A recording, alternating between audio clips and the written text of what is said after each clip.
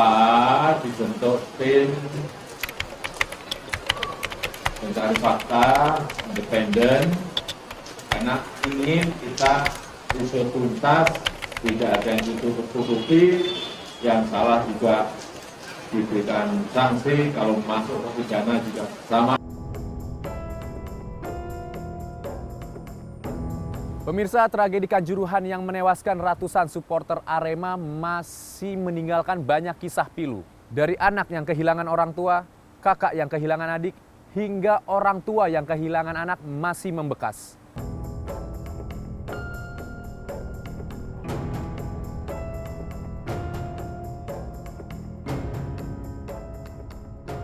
Genap 10 hari tragedi kelam Stadion Kanjuruhan di Malang, Jawa Timur meninggalkan luka mendalam.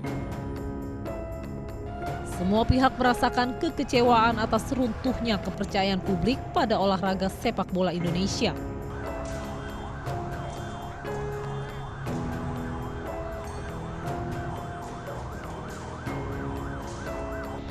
Setelah melakukan penyidikan terhadap tragedi kematian supporter Arema di Stadion Kanjuruhan, kepolisian langsung menetapkan 6 tersangka.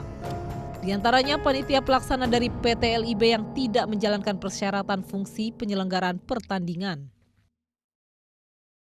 Berdasarkan gelar dan alat bukti permulaan yang cukup, maka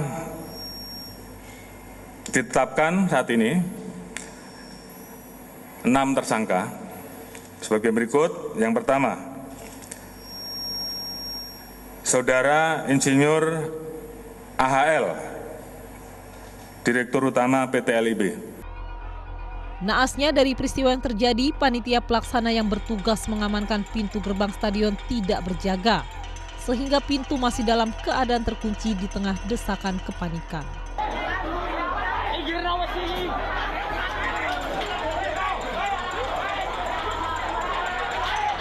Saudara SS selaku Security Officer. Pasal yang dilanggar sama 359 KUHP dan pasal 360 dan atau pasal 103 junto pasal 52 Undang-Undang RI nomor 11 tahun 2022 tentang keolahragaan, di mana tidak membuat dokumen penilaian risiko, bertanggung jawab terhadap dokumen penilaian risiko untuk semua pertandingan, dan juga memerintahkan steward untuk meninggalkan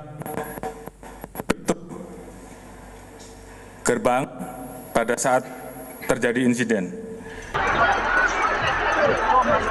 Selain panitia pelaksana, pihak kepolisian juga menetapkan 2 aparat polisi yang terlibat dalam penembakan gas air mata ke tribun penonton. Saudara H dan ketiga Yon Brimopolda Jatim, yang bersangkutan memerintahkan anggotanya untuk melakukan penembakan gas air mata. Saudara BSA Kasat Samapta Polres Malang, pidana sama pasal 359, pasal 360, yang bersangkutan juga memerintahkan anggotanya untuk melakukan penembakan gas air mata.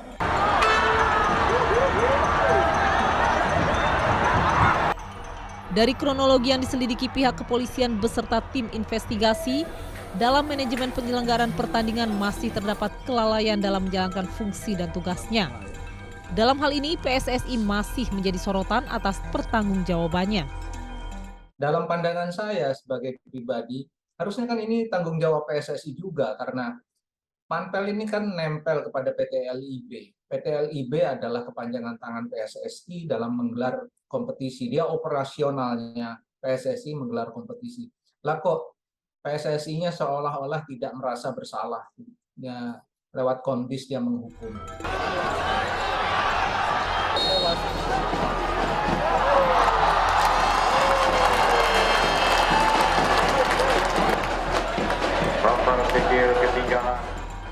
Menurut seorang saksi mata yang menyaksikan pertandingan, para supporter menyerbu ke lapangan hanya ingin berinteraksi dengan para pemain Arema.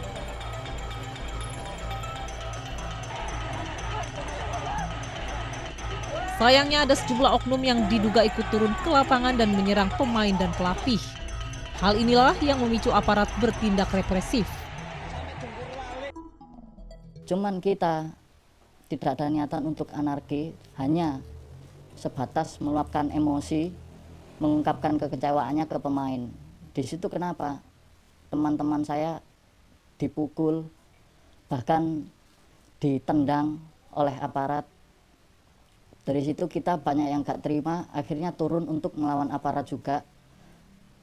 Itu pun melawan cuman saling dorong-mendorong, tidak ada pukulan atau apapun itu.